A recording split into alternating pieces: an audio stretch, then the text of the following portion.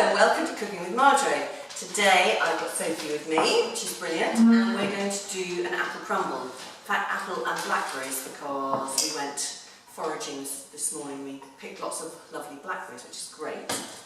So Sophie, I'm going to get you to make the crumble. Yeah. Okay, so I've got a nice big bowl for you here, and we're starting off. I like loads of crumble to my apples because crumble's the best bit of the apple crumble, I always think.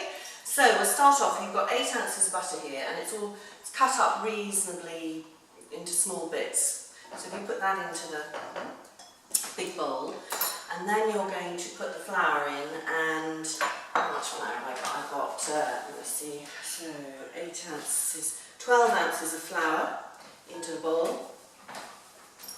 I should be telling you this in grams. There's about 350 grams and 200 grams of butter. And then you're going to, I don't know what this is called, but you're going to mix in the flour with the butter. Now you might think you can do this in a Magimix, and you just can't. It just doesn't give you the same consistency. So you're just going to do this. It does take a little bit of time, okay? So you're just kind of mushing it up together. So make sure your hands are nice and clean. They are? Good. Okay, so you do that. And then in a minute I will do the apple. That's it. So you're not really, you're crumbling it, so that's it, yeah. So you get a nice flaky texture. Right, so then we're going to pre-cook the apples. Now some people don't do this, they'll put the apples straight into their dish, and that's fine, you can do it like that, but I prefer a bit more of a mushy consistency, particularly if you're using cooking apples. Which I am, which are these lovely big Brownlee cooking apples.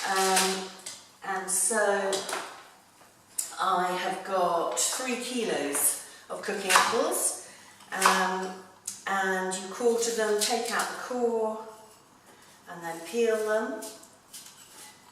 There we go. And then you put in a couple of ounces, or about 50 grams.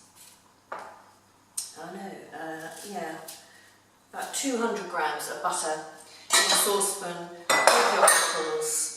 There we go. And then just gently cook them for about 10 minutes just to get them started, the cooking process started basically. So this is a bit dull, but we'll get on with it. How's that going? Good. Sore hands. Yeah, it does take a little bit of time.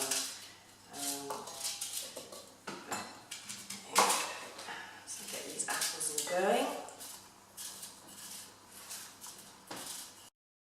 Right, okay, so I've had the apple cooking in a saucepan here gently with some butter and a couple of tablespoons full of water for about 10 minutes, so it's nearly at the right consistency. Anyway, we'll finish off the crumble.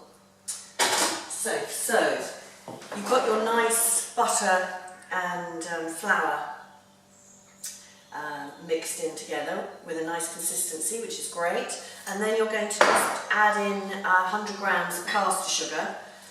Now some people do demerara sugar, which is this sugar, which has a sort of crunchier, brown sugar, it has a crunchier texture. It's entirely up to you what you do. And then so if you're going to do the same with the sugar, so mix that in. Now my apples, I'm just going to add in some soft brown sugar to them, just to give them a bit of sweetness. Now, I'm using, because I use cooking apples, they're they're quite sour apples, but they're great for this. So you do need quite a lot of sugar. That looks like an enormous amount. It is, let me see how much it is. It's about 300 grams. And I'm just going to melt that in. It just melts gently, because it's soft brown sugar, it's lovely and easy, and it just dissolves into the apple, which is just great. And then you can add in a bit of mixed spice if you'd like to. I'm not going to because I've got the blackberries. So I'm now going to just pour my apple mix into a pie dish. This is a great one because it's nice and it's got quite deep sides to it, which I like for my crumbles. So I'm just going to pour that in. Oh, it looks really good. Now Now you can, Sophie, you were asking whether you could use eating apples.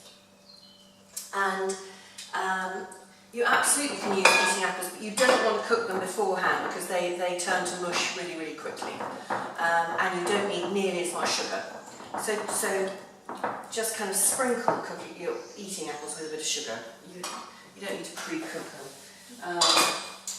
I just think it does taste nicer with cooking apples. You can buy cooking apples in the supermarket. Right, so I'm just going to put some blackberries on top. Ooh, I probably should have just checked through these before I added them, because we literally have just picked them and some of them have got their stalks on. Okay, so have a look. See if there are any others. That look a bit unpleasant. Right, there we go. Just a little bit. There we go. That's all right. There we are.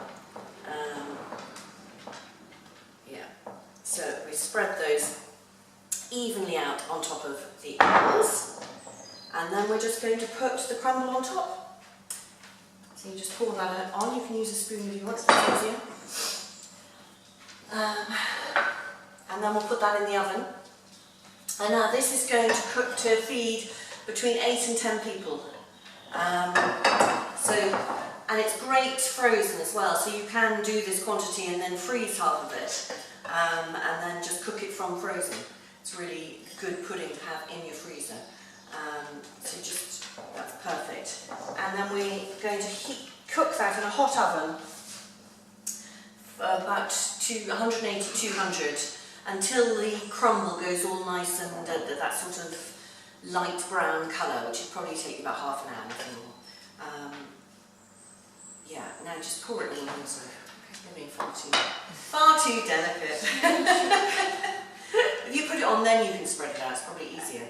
That's it, yeah. And then you can spread it with your fingers on the spoon. Perfect. There we go. And this will make the most delicious apple crumble. Brilliant. Thanks.